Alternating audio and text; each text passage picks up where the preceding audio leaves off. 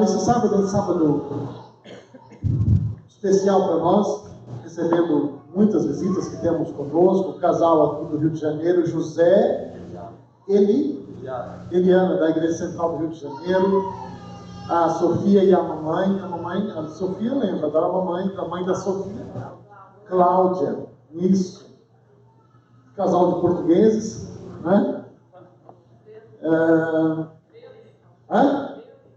Meia, né? Lilica de casa, né? O que você falou? Da Cintia. A mãe do Carlos, que não fala, apresentou lá, chamou negra, preta, não sei o que, mas não fala o nome, né? Paula. Aí só chama de apelido. Tá aqui, tá, mas ninguém falou o nome. Lá apresentou, não sei o que, ontem falava com você a tarde inteira, mas ninguém falou o seu nome. Agora você, Paula. Paula, obrigado por ter vindo. Chegou de Manaus ontem, trouxe um pouquinho de calor, mas portanto, está em Portugal. Chegou ontem à noite, obrigado por estar aqui com a gente. Deus abençoe você. Deixa eu ver quem mais aqui. Nós temos um casal muito especial que está com a gente hoje. Está tua amiga, Marcos. O nome dela é Irene, que é de DC, né, Irene? Duque de Caxias, né? Isso aí.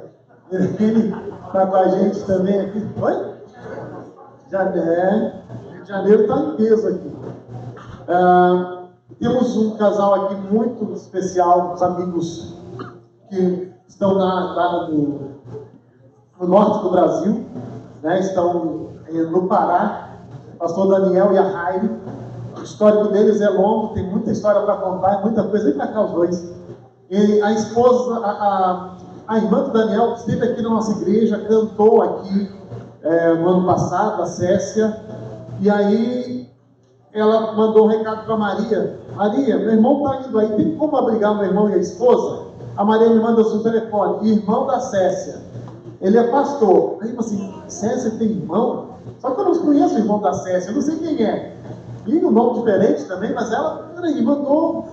Esse é o telefone dele, né? O contato dele. Na hora que eu puxei o contato, coloquei no meu telefone, falei assim, pastor Daniel, você entendeu uma coisa errada. Seu Maria, você mandou o telefone errado, é um outro telefone que eu tenho aqui. E a gente vai ver que o mundo é menor do que a gente imagina, né? Bem pequeno. O pastor Daniel, a gente não chegou a trabalhar junto, mas nos conhecemos.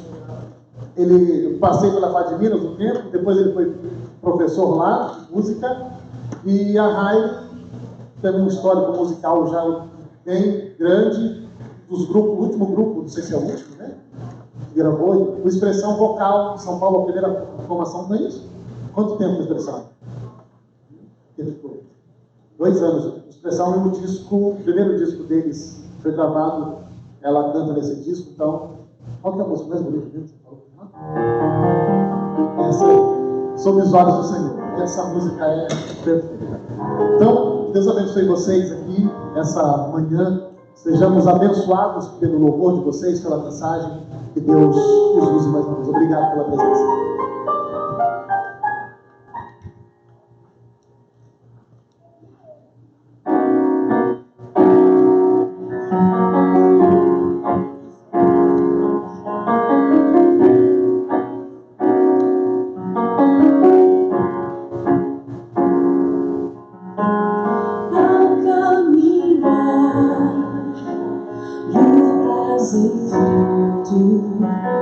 Ao meu redor, toda aflição, mas em meio às provações,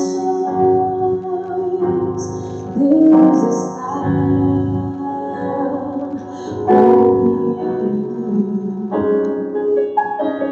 A sua mão sempre me guia. Mesmo na dor, ao meu lado Ele está. Posso acreditar e confiar.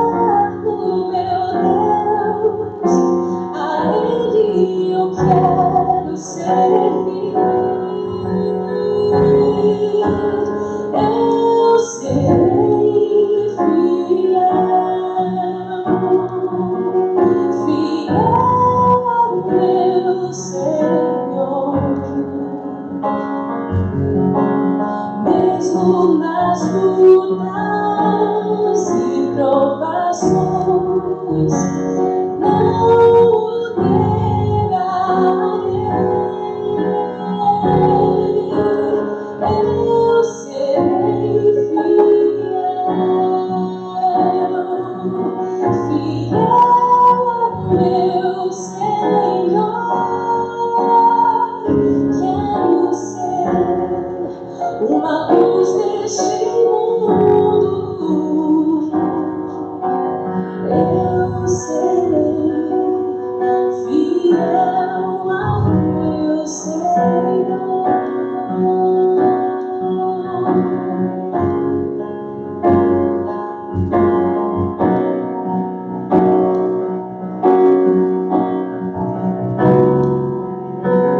Posso sentir seu amor a cada dia, a proteção que Ele me dá, suas bênçãos em meu viver, não me deixam desistir. Posso confiar em suas promessas, em seu amor, sempre vou descansar. Cada dia confiarei no meu Deus, a Ele eu quero servir. Eu serei fiel ao meu Senhor.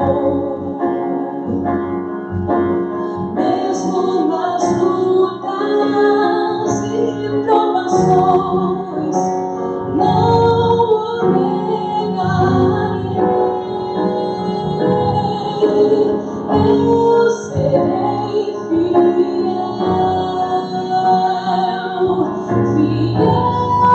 meu Senhor. Quero ser uma luz neste mundo.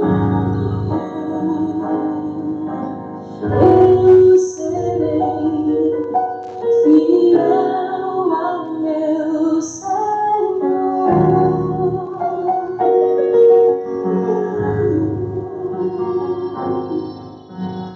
Eu serei fiel ao meu Senhor. Amém? Feliz sábado a todos. Nós estamos felizes por estarmos aqui nesta manhã com vocês. A gente agradece a cada um de vocês por ter recebido a gente, em especial a Maria e o Mário, que estão hospedando a gente. E nós estivemos aqui em 2015, a primeira vez, cantamos aqui também, e é um prazer poder estarmos de volta.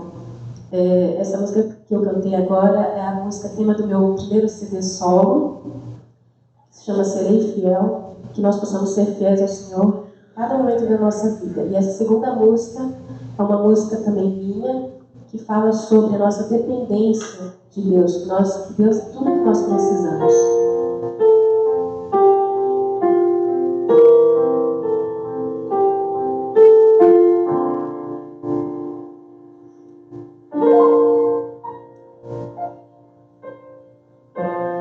Meu amigo és, seguro estou, meu escudo és, não temerei, mesmo em provação,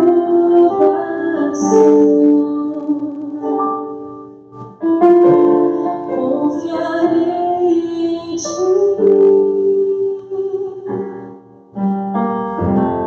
Teu amor, ó Pai, posso sentir quando fraco estou, tu me sustenta com meu coração.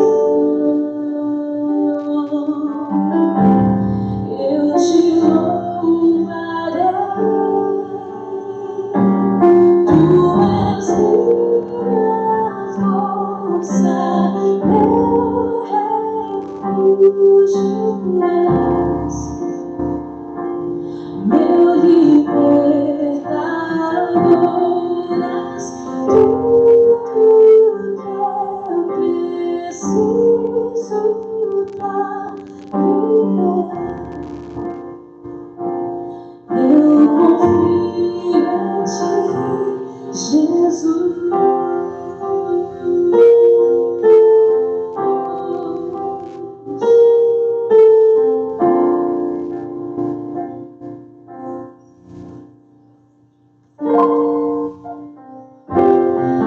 Meu abrigo és, seguro estou, meu escudo és, não temerei, mesmo em provação,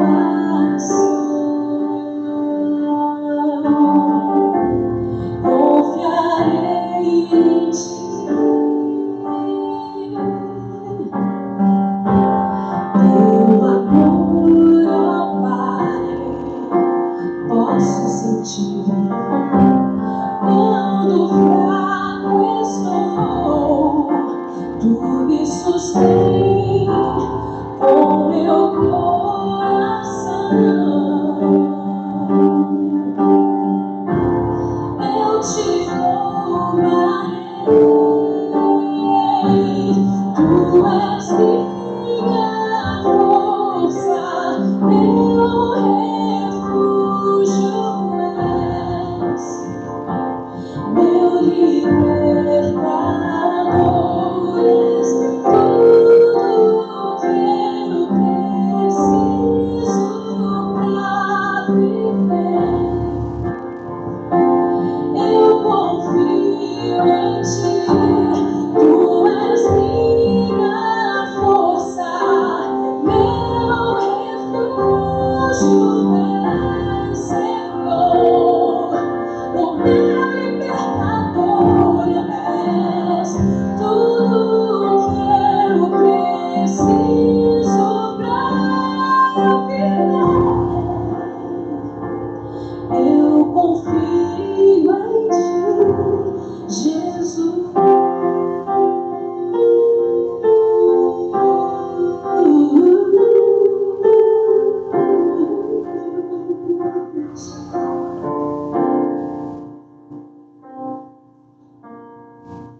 Cada dia nós possamos confiar mais e mais nesse Deus que nos ama tanto. Vou chamar o pastor Zé, vamos cantar. A gente nunca fez um dueto, né? Agora a gente vir aqui pra gente fazer um dueto. Eu espero que não seja um duelo, né? Vamos tentar. A gente tentou ontem lá. Saímos um pouquinho.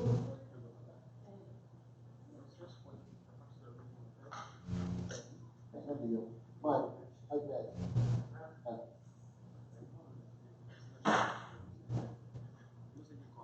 Salve, vai resolver.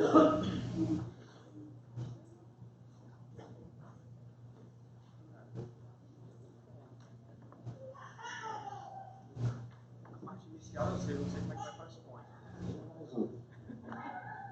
Eu vou cantar mais uma.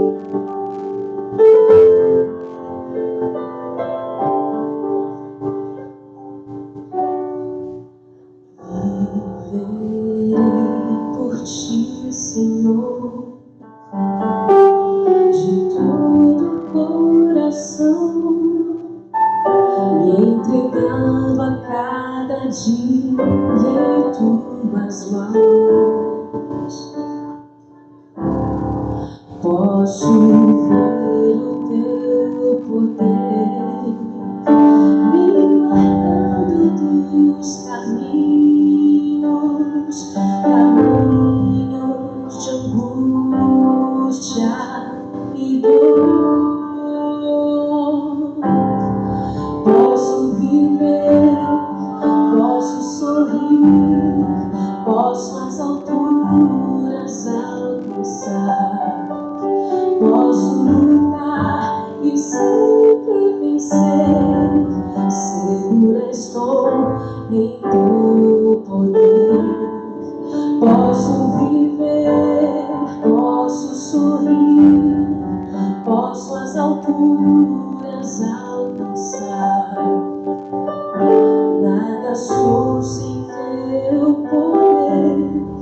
Como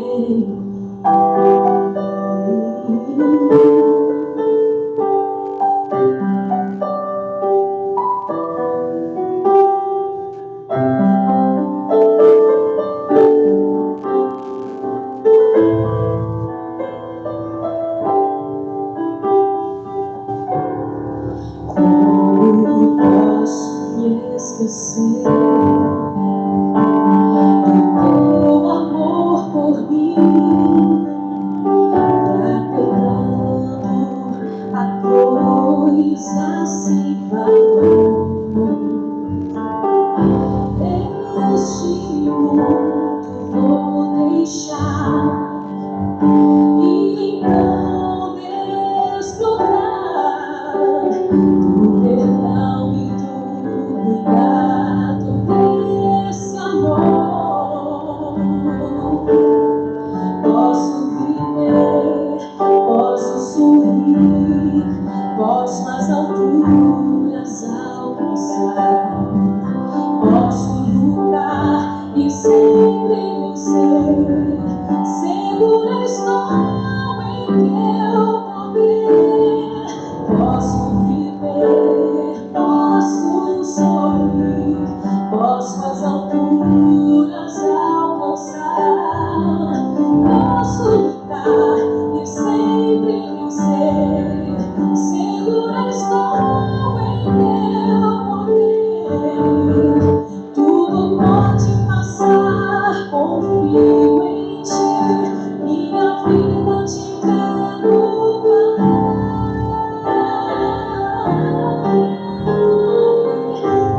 Posso sorrir, posso as alturas alcançar, eu posso lutar e sempre vencer.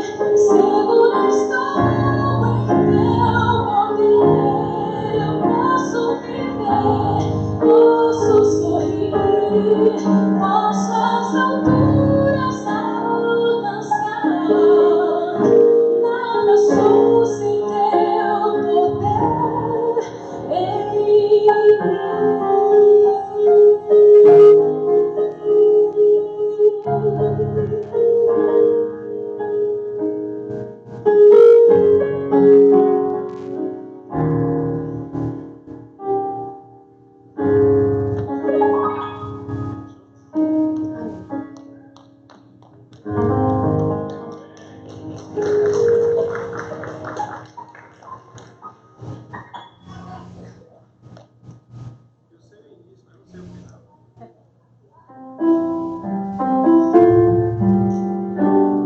em uma música bem conhecida. Em outro lugar, quando viveu uma versão, foi gravada já há muitos anos pelo grupo Dom de Vida lá no Brasil. Eu acho que muitos de vocês não conhecem, podem cantar juntos.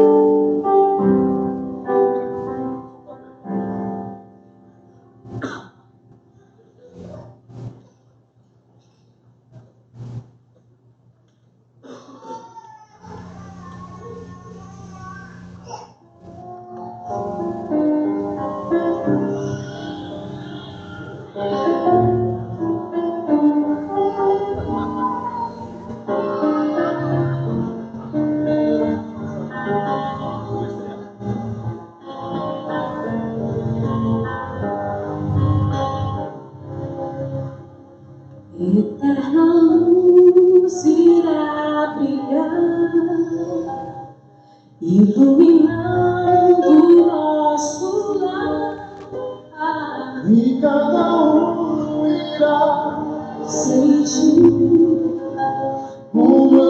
manancial deste lugar.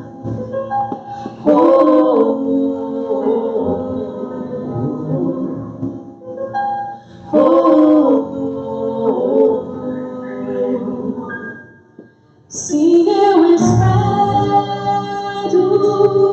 um outro lugar, outro viver, onde meu sonho é ver Jesus e sentir seu olhar em mim. Meu coração espera, minha alma anseia. Não posso ver esse dia chegar. Oh, esse dia, quando eu estarei noutro lugar, noutro viver.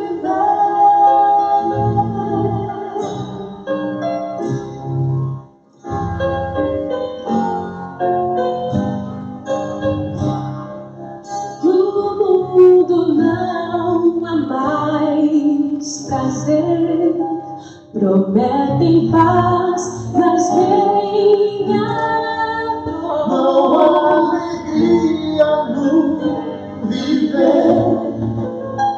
Vou encontrar outro lugar.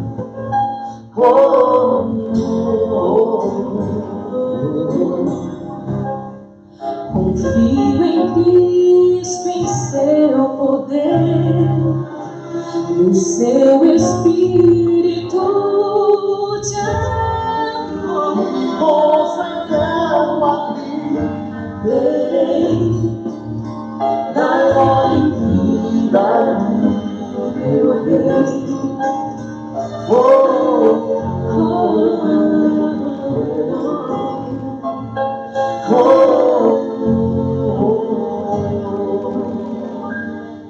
Se eu espero um outro lugar, outro viver, onde meu sonho é ver Jesus e sentir seu olhar em mim. Meu coração espera, minha alma anseia. Não posso ver esse dia chegar. Esse dia, eu estarei noutro lugar, noutro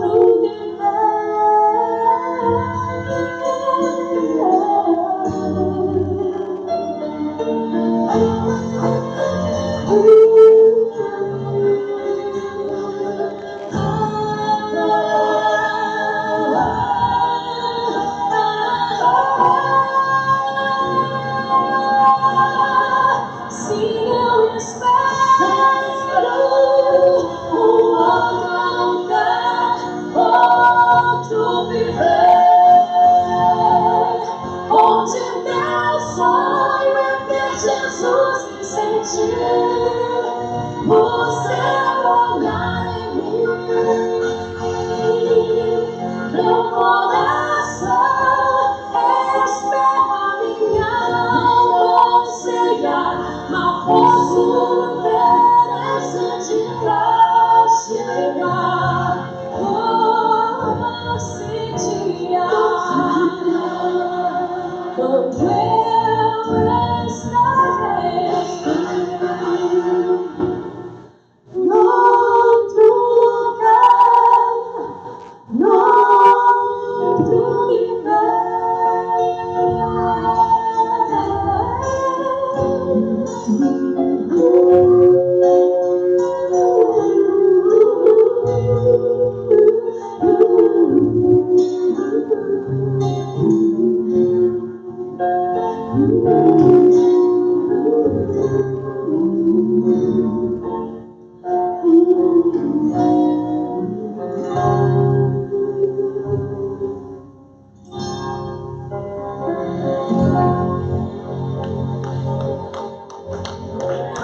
Amém.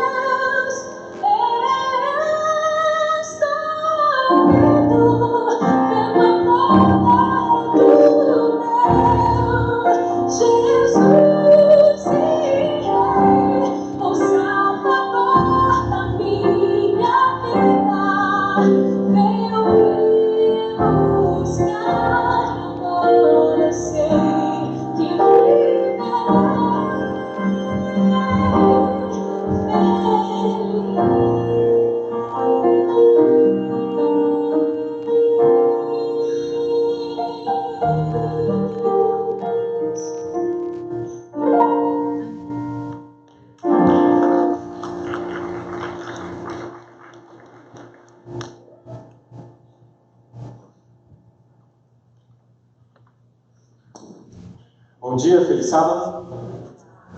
É uma alegria muito grande estar aqui com vocês, passando um friozinho, calorzinho, aqui na igreja de Miami. E a gente se sente em casa. Quando eu cheguei lá na casa da Dona Maria, eu me senti em casa. Minha irmã, quando veio aqui, ela falou assim: Daniel, você fica na casa de uma pessoa excelente, um coração excelente, a família excelente. Eu falei, tá bom. Eu não esperava tanto, me surpreendi muito. Apesar da propaganda, me surpreendi muito. Muito obrigado, Dona Maria, Mário, muito obrigado pela comida. Já me sinto em casa. Cuidado, cadê o pastor Zé? Cuidado, Zé, que eu já me sinto em casa. Pronto, nem ouviu. Já me sinto em casa. Meus amigos, muito obrigado, amigo. Muito obrigado. Nós viemos de tão longe para compartilhar um pouco da mensagem, daquilo que a gente tem sido impressionado no nosso coração. Eu gostaria, antes de mais nada, antes de abrirmos a Bíblia, que você pegasse ela e nós juntos orássemos com a nossa Bíblia em mãos, para que a gente pudesse ouvir agora a palavra do Senhor e que a gente não saia daqui vazio. Com certeza já louvamos, já adoramos o nome do Senhor através dos nossos cânticos, dos dízimos e ofertas, muitas formas de adoração. Mas agora vem um momento áureo, que é quando nós ouvimos a voz de Deus diretamente da palavra dele. Feche seus olhos, vamos orar.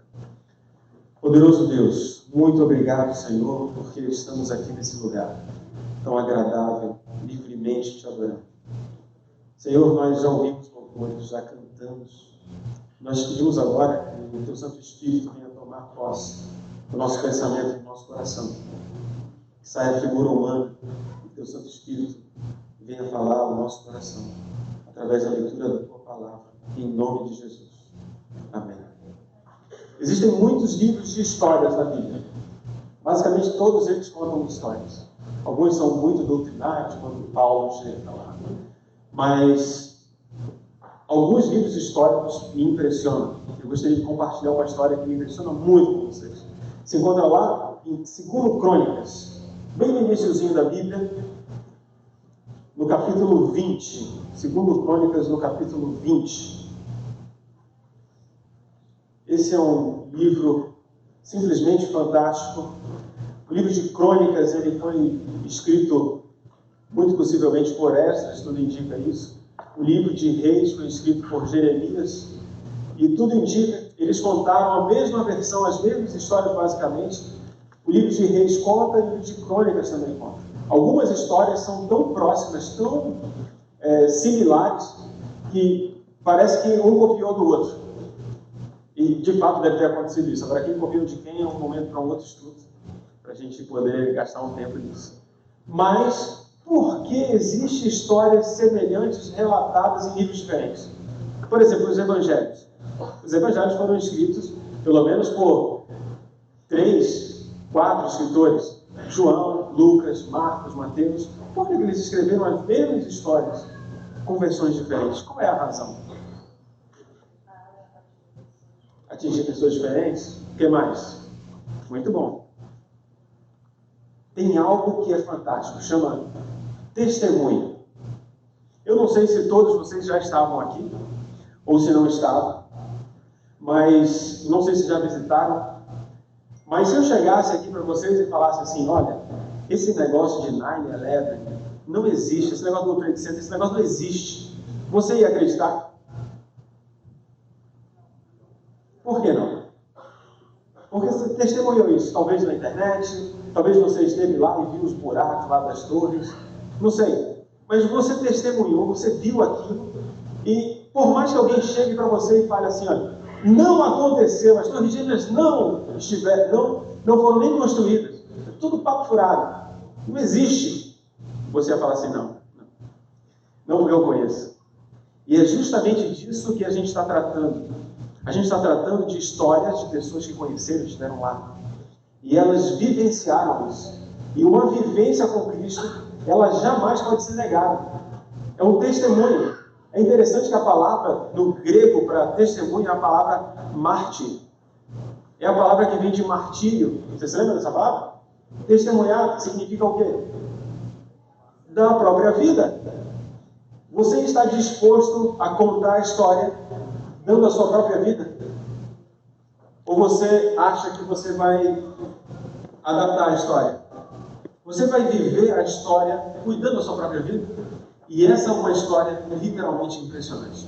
Capítulo 20, versículo 1 diz assim: Depois disso, os filhos de Moabe e os filhos de Amon, com alguns dos meunitas, vieram à peleja contra Josafá. E agora o versículo 2 diz assim: Então vieram alguns que avisaram a Josafá, dizendo, o que diz na tua Bíblia? Grande o quê? Multidão. Pronto. Aqui já é suficiente para a gente gastar um certo tempo. Grande multidão é um número que, normalmente, desses livros, eles eram relatados. Volte a alguns capítulos aqui, porque a história não começa aqui. Volte lá no capítulo 14. Volte na sua Bíblia. Capítulo 14. Só um pouquinho. Volte no capítulo 14. No versículo 9. Aqui é o pai dele, ok? Pai de Josafá. O pai de Josafá era rei aqui, o rei Asa. Versículo 9 diz assim: Zerá, o etíope, saiu contra eles com um exército de quanto tem? Quanto que diz na sua Bíblia? 1 milhão. Então, olha só, quando lá no capítulo 20 diz que era uma grande multidão, eu acredito piamente que era muita gente, mais do que 1 milhão. Porque quando o número dava para contar 300 mil carros e cavaleiros, era fácil, era simples. Um exército desse tamanho era coisa fácil de contar. Você olha, mais ou menos 1 milhão, mais 300 mil carros, já ficava conhecido um exército desse tamanho. E agora um parênteses é importante a gente notar que até os 3 primeiros reis da Bíblia do povo de Israel a gente se lembra. Qual foi o primeiro? Saul, depois Davi, depois Salomão. Depois daí ninguém se lembra mais. Porque aconteceu um problema sério. Roboão, filho de Salomão, ele, em vez de seguir um conselho dos sábios, dos mais experientes, dos anciãos, daquele povo que vinha seguindo lá com o rei Salomão, os sábios ali disseram assim: olha, diminui um pouco a carga, não chega tão pesado. O rei Davi, ele construiu fortuna, fez fortuna para construir esse templo maravilhoso dentro de Salomão. O teu pai também apertou pesado com tributos, taxas.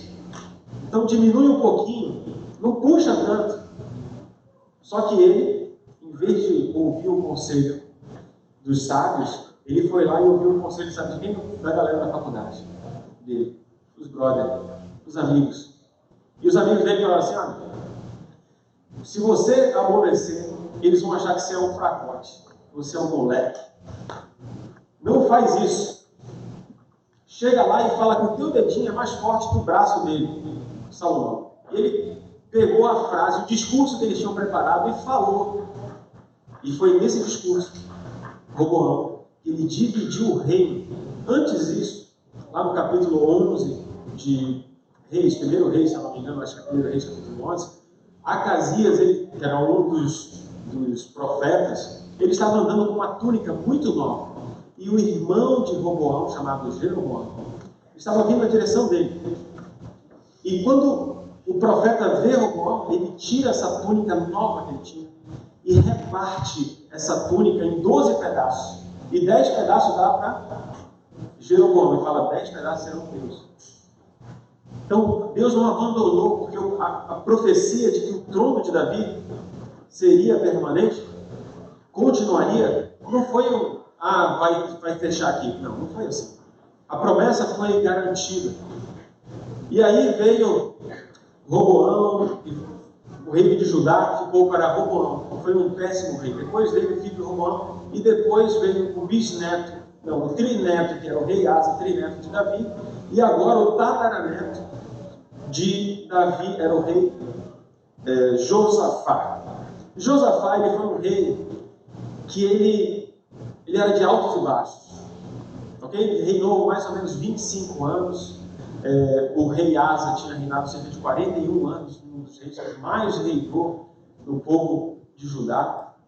E o rei Josafá, ele tinha passado por um pedaço muito estranho da história. Depois vale a pena você ler, nós não temos muito tempo, mas o capítulo 14 conta uma história fantástica do rei Asa. O pai dele, ele no capítulo 16, ele faz uma coisa muito estranha. O pai de Josafá fez, por ocasião desse exército de 1 milhão, que a gente leu, por ocasião disso, ele orou ao Senhor e pediu socorro. Falou: Senhor, me socorre. E o Senhor deu o livramento dele. Ele deu uma estratégia de guerra e ele fez com que o exército fosse esmagado. Não sobrou ninguém. Desses 1 milhão não sobrou ninguém. Nada. Eles foram lá e recolheram as riquezas. No capítulo seguinte, capítulo 15, ele continua fazendo algumas coisas mais ou menos com o Senhor. Mas no 16, veio um povo que faz algo muito simples e ele, em vez de buscar o Senhor, era um povo já menorzinho, ele fala, não, eu vou fazer uma aliança aqui. E esse verso eu queria ler com vocês. Pode só um pouquinho, ou vá para frente, eu não sei onde você está. 2 Crônicas, capítulo 16, versículo, nós vamos ler o versículo 7. Aqui vem um profeta chamado Anani.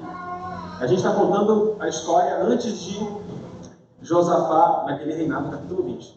No versículo 7 diz assim, naquele tempo veio Anani a Asa, que é o pai de Josafá, rei de Judá, e lhe disse, porquanto confiaste no rei da Síria, e não confiaste no Senhor, teu Deus, o exército da Síria escapou das tuas mãos.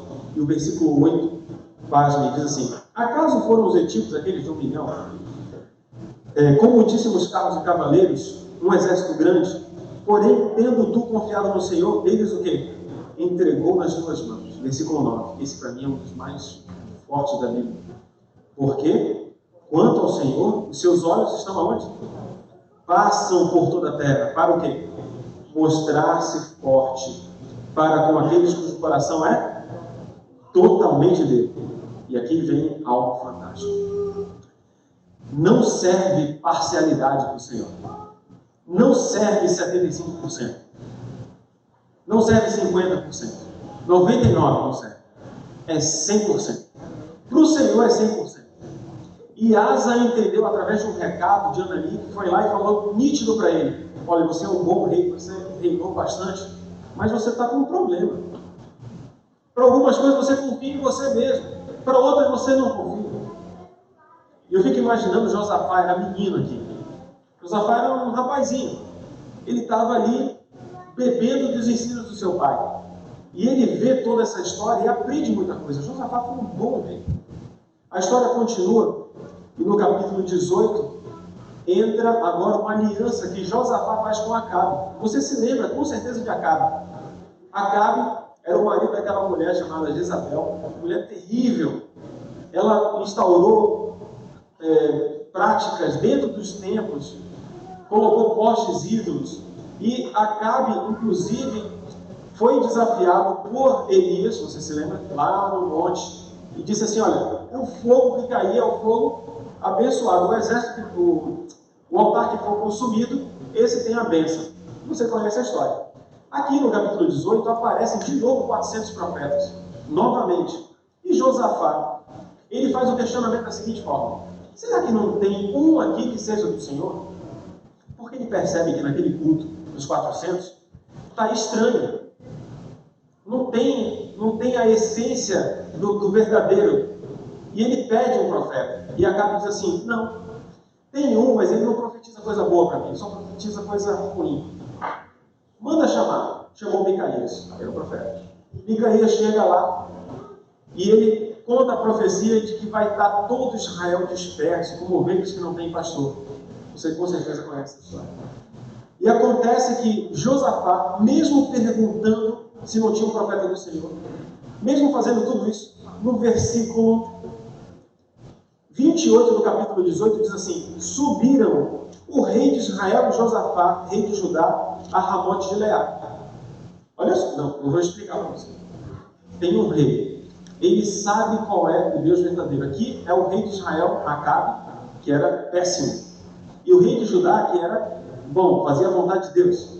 Ele vê a adoração dos 400 profetas, acha estranho, pede para chamar um profeta verdadeiro. O profeta vai lá, dá a profecia correta, só que Josafá fala assim: não, eu vou mesmo assim.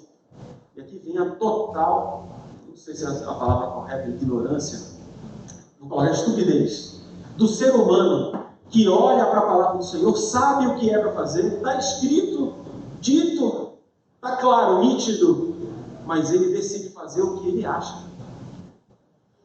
Dá para entender? São coisas absurdas. O Senhor disse: não vai, porque você vai morrer, vai dar zebra. E acontece um detalhe estranho nessa história. No versículo 29 diz assim, no capítulo 18: disse o rei de Israel a Josafá: eu me disfarçarei e entrarei na peleja, tu, porém, traz as tuas vestes. Disfarçou-se, pois, o rei de Israel e entrava na peleja. E olha só o que diz no versículo 30. Ora, o rei da Síria dera ordens aos capitães dos carros, dizendo: não pelejareis nem contra o pequeno, nem contra o grande, mas somente contra quem? O rei de Israel. Resumindo a história, o bonitão do Acabe, em vez de ir vestido de rei, ele foi disfarçado. O outro foi vestido de rei. Quem que o pessoal da Síria foi buscar? Josafá. Josafá era um rei bom. Ele sabia das coisas boas. Ele sabia que precisava ser totalmente do Senhor. Ele conhecia aquilo. Estava nítido na cabeça dele. Mas ele foi abrindo concessão.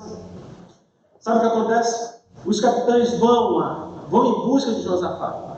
Só que Josafá fica desesperado porque ele percebe que vai ser o fim da vida dele. E sabe o que ele faz? Ele grita. A palavra de Deus diz que ele grita. E Deus deu livramento. Diz que Deus deu livramento para ele. Tem um estudante, um estudioso, um historiador da época ali, do primeiro século, chamado Flávio José. Ele tem um calhamaço assim, são mais de 12 livros, a história dos hebreus. E diz nesse livro, contando essa história, que Josafá gritou como uma menina. Imagina um rei, vestido de rei, gritando como uma menina. Deve ter sido muito estranho, nossa amiga ali, entendeu? Imagina, o rei correndo, gritando, que nem uma menina, desesperado. Houve livramento. E a história continua. Olha que versículo interessante. Versículo 32. Vendo os capitães dos carros que não eram o rei de Israel, deixaram de perseguir. 33. Então um homem empesou um arco e atirando ao acaso, feriu o rei de Israel por entre as juntas de sua armadura. Tem um detalhe aqui muito importante. Você acredita em acaso? Mas a Bíblia está dizendo que ele colocou a flecha. Não diz aí na tua Bíblia? Ele colocou a flecha, fez o quê? Jogou ao acaso. E a flecha foi para onde? Ela saiu e foi entre a armadura. Foi lá no meio das juntas. Uma armadura é um negócio forte. Ao acaso, essa flecha foi... Deixa eu falar um negócio para você. Não existe acaso. Não existe.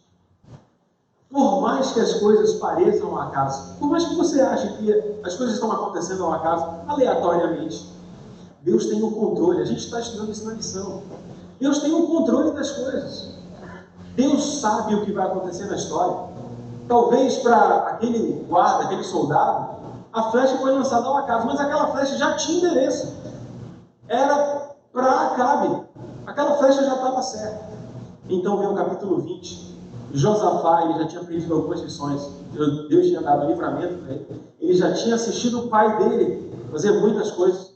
E então vem um exército de uma grande multidão. Uma grande multidão. Sabe o que Josafá faz? Ele reconhece, ele sabe que ele não pode fazer outra coisa. E, pasmem, mas nós, seres humanos, nós somos muito semelhantes ao pai de Josafá, que era Asa, rei Asa. Quando as coisas são muito complicadas, o que a gente faz? A gente cai de joelho no chão, igual o Josafá fez. A gente cai de joelho no chão, pede, Senhor, por favor, livra-me. Quando a coisa é mais ou menos, a gente tenta resolver com nossa própria força. Não é assim? A gente, nessa história de Josafá, eu acho interessante, porque quando as coisas são absurdas, a gente não tem outro caminho. A gente só tem um endereço. O endereço é quem? É Jesus, não tem para onde ir. Você vai lutar contra um câncer?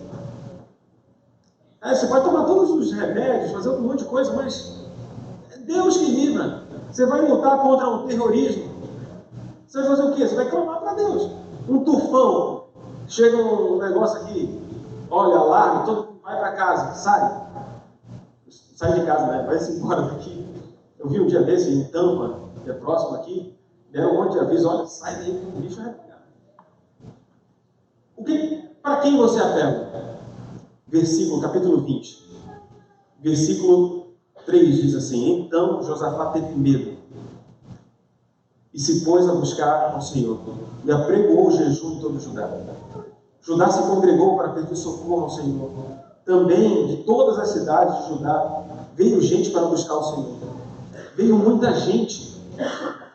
Era um exército gigante, mais de 1 milhão, era muita gente. Josafá ficou desesperado. Ele não sabia o que ele ia fazer. E aqui vem algo para mim fantástico. Ele começa a orar. Versículo 5. Pôs-se Josafá em pé na congregação de Judá, de Jerusalém, na casa do Senhor, diante do pátio novo, e disse: Ah, Senhor, nosso Deus, Deus de nossos pais, porventura, não és tu Deus nos céus? Não és tu quem domina sobre todos os reinos e povos? Na tua mão está a força, o poder, e não há quem possa resistir. E aí vem a oração de Josafá, uma oração muito linda, muito linda. E aparece então no versículo 13, leia junto comigo. Todo Judá estava em pé diante do Senhor, isso aqui é depois da oração. Como também as suas crianças e as suas mulheres e seus filhos. E versículo 14 diz: Então veio o Espírito do Senhor no meio da congregação. E aqui eu gostaria que você entendesse bem. Ele diz assim, ó, no meio da congregação, sobre Jaaziel. Quem que era Jaaziel? Filho de Zacarias, filho de Benaia, filho de Jeiel, filho de Matanias, levita, da onde? Dos filhos de Asaf. Você com certeza já ouviu falar em Asaf. Talvez você não se lembre. Mas quem era Asaf? Asaf era o responsável pela música. Responsável pela música. Asaf era quem cuidava dos instrumentos, era quem cuidava do coral, o coro era regido por Asaf no templo de Salomão. Davi tinha instruído, feito instrumentos, e Asaf era o responsável para fazer todos os louvores, dirigir os louvores, assim como o pastor Oséias e toda a equipe de música aqui. Me esqueci o nome da nossa amiga ministra. Eliane. Lila. E assim como Eliane, eles estavam, essa equipe era a equipe que louvava ao Senhor. Só que a Bíblia diz, no versículo 14, o Espírito do Senhor tomou posse de um cara que cantava ou tocava, de Jaaziel. E aqui vem um detalhe importante. Na grande maioria das vezes, nós, eu me coloco nesse meio, como cristãos, a gente acha que o Espírito do Senhor ele vai vir só sobre o pastor, só sobre o presidente da conferência geral, só sobre, sei lá, alguém. E a gente se esquece que o Espírito do Senhor ele vai vir para aquelas pessoas que têm o coração totalmente dele. Você lembra? Segundo Crônicas 16:9, o coração tem que ser totalmente dele. O Espírito do Senhor ele se apossa daquele que abre o coração e serve ao Senhor com alegria o tempo todo. O problema é que nós estamos acostumados a encarar a igreja como um serviço. Aí eu vou tocar. Então o meu serviço qual é? Tocar. Qual que é o meu serviço? É internet. Então eu vou fazer internet. Qual que é o meu serviço? O PowerPoint. Meu serviço é cozinhar. Então eu vou cozinhar. E a gente se esquece que o Senhor, ele é lógico que ele quer isso. Ele quer que a gente tenha uma entrega dos nossos bens, do nosso tempo, do que a gente sabe fazer, de tudo que a gente é. Mas sabe o que o Senhor quer? O Senhor quer um coração, Ele quer uma amizade. Aqui tem um rapaz que era músico, e aqui talvez não tenha isso, mas no Brasil eu consigo ver com muita facilidade, as pessoas, elas querem só aparecer. Já ouviu falar nisso? Só aparecer? Elas querem o nome de crente. O nome de crente. O nome de crente é bom. Mas, na realidade, elas não têm compromisso nenhum com Deus. Elas só estão lá por causa que é social. A vida é fácil socialmente. Como crente é fácil viver socialmente. Mas Deus não quer isso. Deus quer que os músicos, os anciãos, Deus quer que os membros da igreja tenham um relacionamento verdadeiro com Ele. E então vem o Espírito do Senhor. E olha só o que Jaaziel se revela através do Espírito Santo no versículo 15. E disse aqui, Jaaziel dizendo: Dai ouvidos todo o Judá, e vós moradores de Jerusalém, e tu, ó rei Josafá, ao que vos diz o Senhor: não temais, nem vos assusteis, por causa dessa grande multidão, pois a peleja não é vossa, mas de quem? De Deus. E aqui vem uma grande lição para a gente. Se nós estivermos apregoando jejum, se nós estivermos orando ao Senhor, se nós nos entregarmos por completo ao Senhor, se por mais absurda que for a batalha, ou a guerra, ou a dificuldade, não sei qualquer dificuldade que você tem. E só um parênteses, não é porque você está nos Estados Unidos que você não tem dificuldade. Talvez você não tenha percebido isso, mas existe dificuldade aqui. Existe. Não parece. Para quem vem de fora, parece que é tudo perfeito, né? Quem vem lá do Brasil, a gente vem do Brasil, acha que é tudo perfeito. Um dia desses, passando na rua de noite, o pessoal estava lavando a rua. O que é isso? Aqui não é normal. Chegar no Brasil, o pessoal não está lavando a rua de noite. Mas a gente acha que não tem dificuldade, e a gente tem dificuldade. Existe uma grande luta espiritual rolando no nosso coração, na nossa mente, acontecendo o tempo todo. Lá em Colossenses, capítulo 3, versículo 5, Paulo é muito claro em dizer assim, olha, mortificai o vosso eu.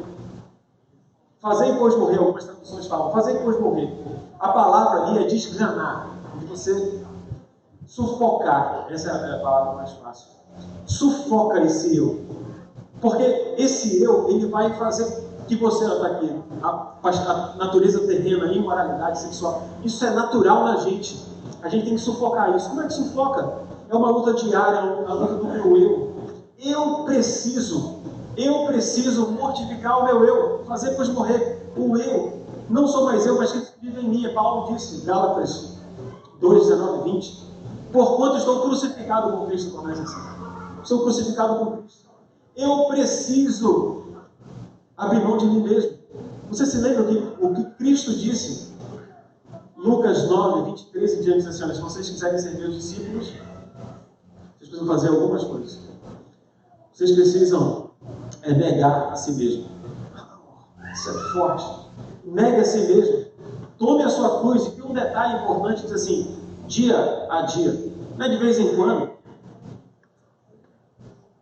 É todo o tempo. Dia a dia eu preciso tomar minha cruz. José, quando tiver no tempo, você faz assim. Já está? Não tem tempo?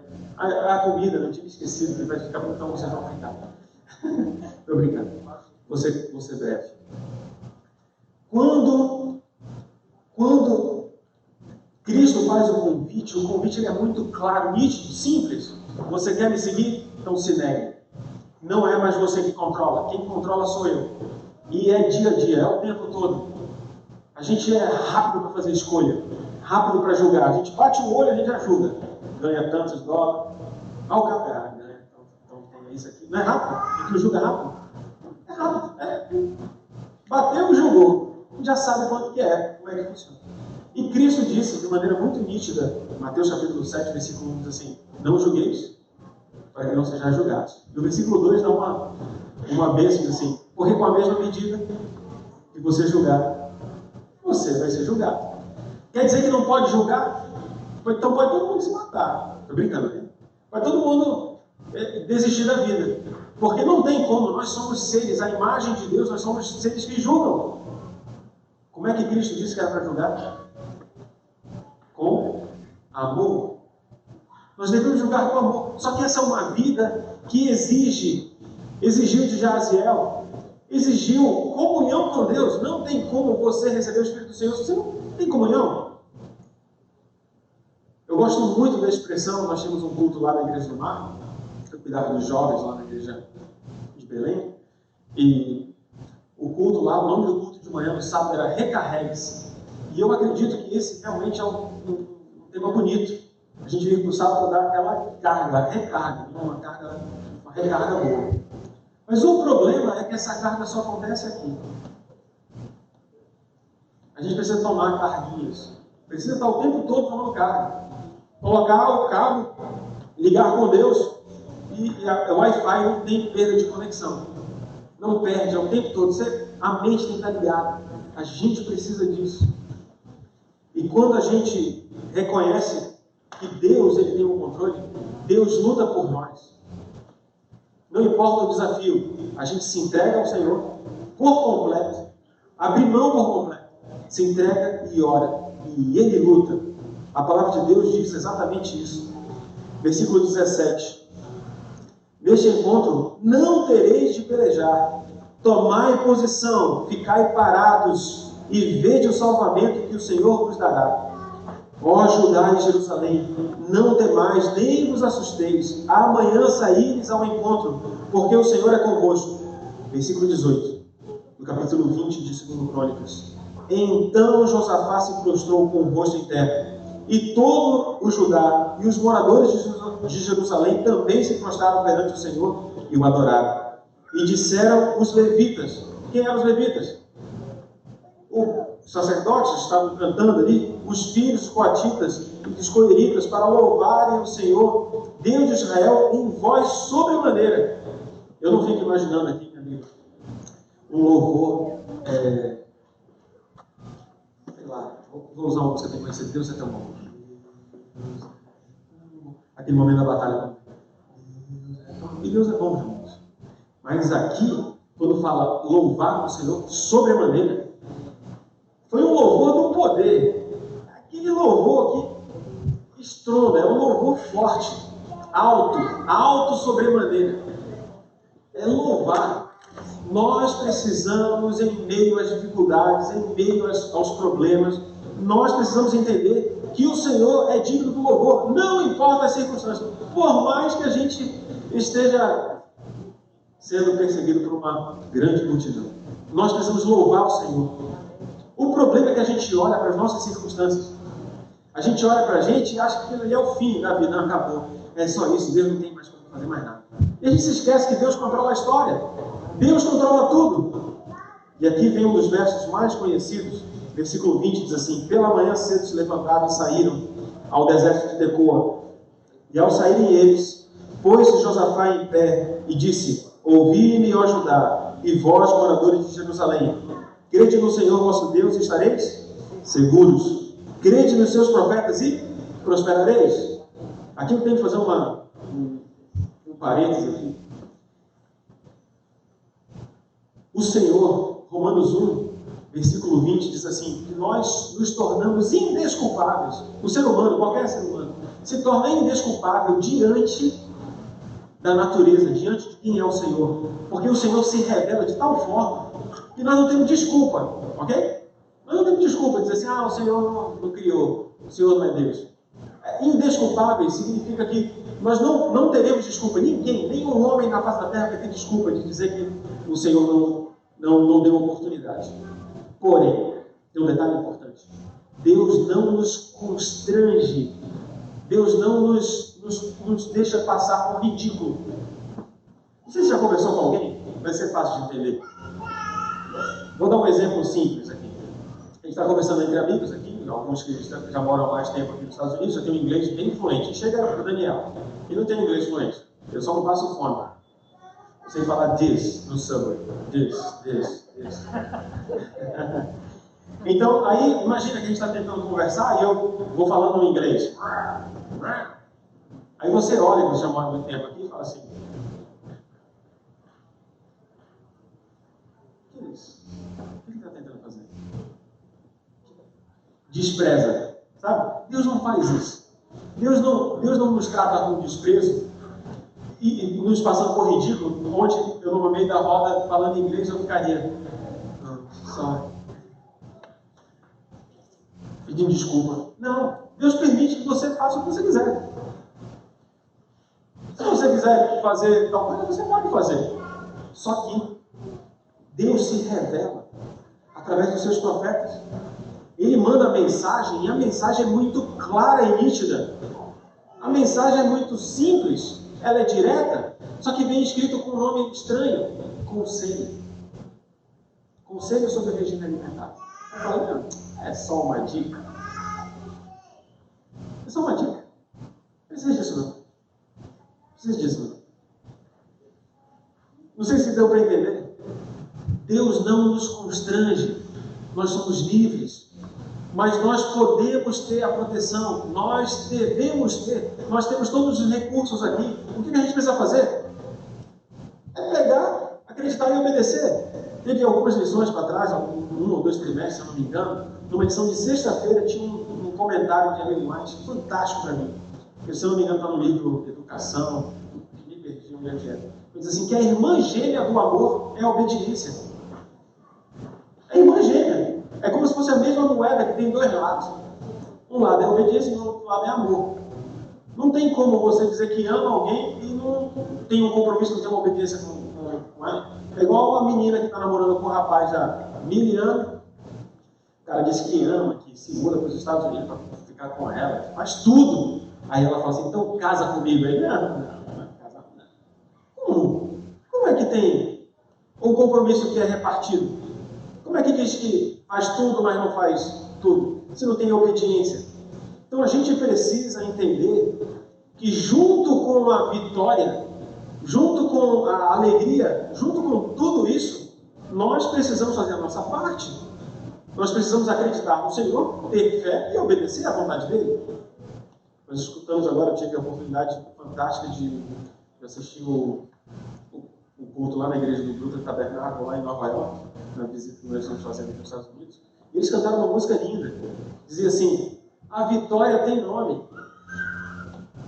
a saúde tem nome, a alegria tem nome, o nome é Jesus. O problema é que a gente acha que é dinheiro, que é trabalho, que é um carro bacana, que é... Não é. A gente precisa acreditar nos profetas, a gente precisa fazer isso. Crede no Senhor. Como é que é crer? Crer é obedecer.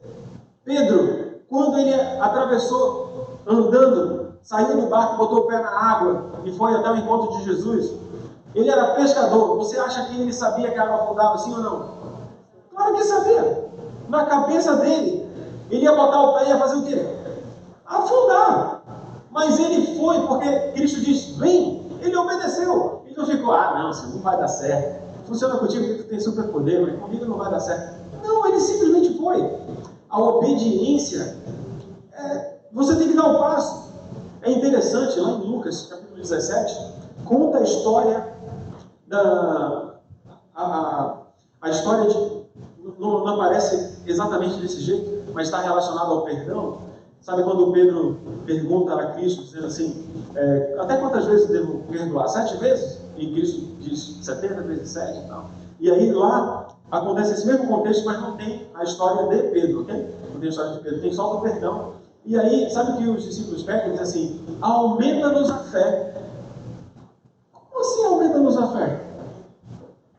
Como que é aumenta-nos a fé? Não é aumenta-nos a fé. Aí Cristo conta duas histórias. Ele diz assim, olha, se você tivesse fé, o tamanho do grão de mostarda, você ia dizer para aquela planta, sai daqui e vai para lá, essa montanha sai daqui e vai para lá. É a quantidade de fé? Você acredita que é a quantidade de fé? Lógico que não. É obediência? Perdão é requisito básico. Você tem que perdoar. Eu não consigo. Perdão, meu irmão. Você precisa perdoar. É obediência à vontade de Deus. Como que vai ser? É um outro detalhe. Continuando, eu estou terminando. Versículo 21 diz assim, aconselhou-se com o povo e ordenou cantores para o Senhor, que vestidos de ornamentos sagrados e marchando à frente do exército, louvassem a Deus dizendo, rendei graças ao Senhor, porque a sua misericórdia dura para sempre. Tendo eles, versículo 22, começado a cantar e a dar louvores, pôs o Senhor emboscadas contra os filhos de Amon e Moabe, e os de Monte Seir, que vieram contra Judá, e foram desbaratados. Porque os filhos de Amon e de Moabe se levantaram para destruir e exterminar, e tendo eles dado cabo dos moradores de Seir, ajudaram uns aos outros a destruir-se. Olha que coisa impressionante. Versículo 24. Tendo Judá chegado ao alto, que olha para o deserto, procurou ver a multidão, e eis que eram corpos mortos, que jaziam em terra, sem nenhum sobrevivente. Josafá ordenou o exército e falou, pode lá saquear. E a palavra de Deus diz que eles foram vários dias. Eles iam voltar para os riquezas, iam voltar. O Senhor tem um livramento para cada um de nós. O Senhor tem uma bênção para cada um de nós. Mas não vem a bênção se a gente não confiar. A gente precisa confiar. A gente precisa acreditar que Ele tem o poder. Que Ele pode fazer. Por mais que seja um absurdo. É um absurdo. Uma multidão que está aqui. Se você ler isso, é algo que é um absurdo. Como é que eles começaram a lutar entre si e se destruíram? Como Deus faz. O problema é que a gente está acostumado a olhar de maneira tacanha. A gente olha bem pequenininho. O nosso ponto de vista é desse tamanho. A gente não consegue enxergar como Deus enxerga. Por isso, meu amigo e minha amiga, eu queria dizer para você que nós não podemos confiar em nós mesmos. O rei Josafá aprendeu, com alguns trancos e barrancos, que não adianta confiar em si mesmo. Nós precisamos confiar inteiramente no Senhor.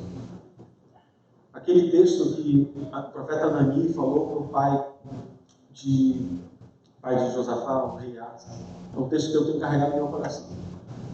Porquanto o Senhor está olhando para a terra, 16, versículo 9, de 2 Crônicas. Está olhando para a terra em busca daqueles cujo coração é totalmente dele.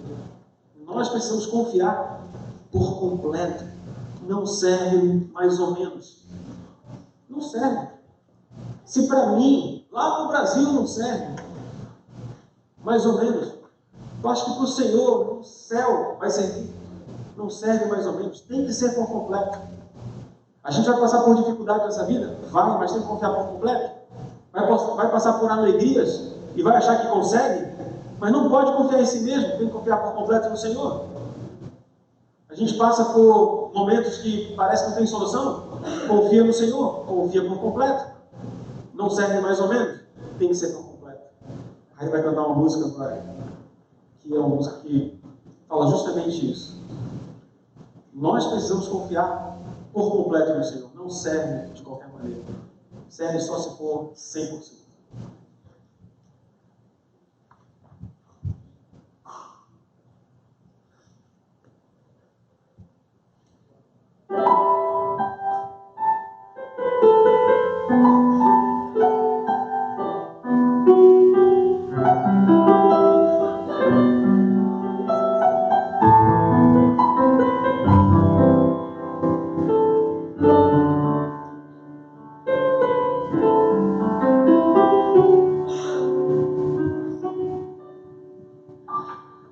Passei tribulações, eu já sofri na minha vida, qual ave sem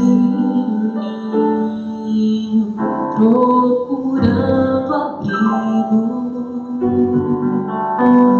Clamei em alta voz, ninguém queria ouvir. Senhor, eu perguntei por quê.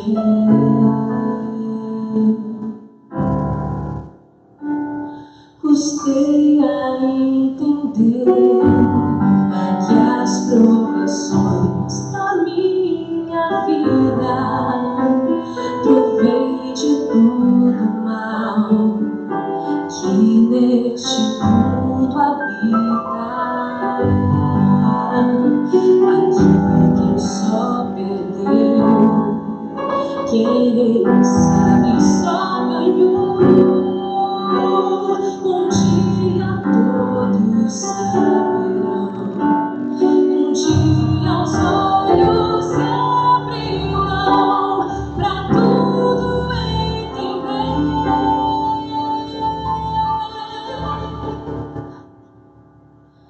É preciso confiar em Deus.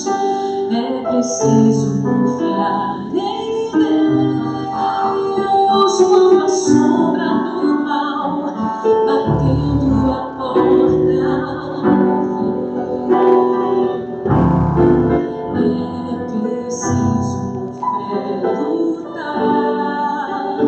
É preciso não só lembrar que depois dessas trevas vem o sol, que depois da angústia vem a paz. É através do sofrer que eu dou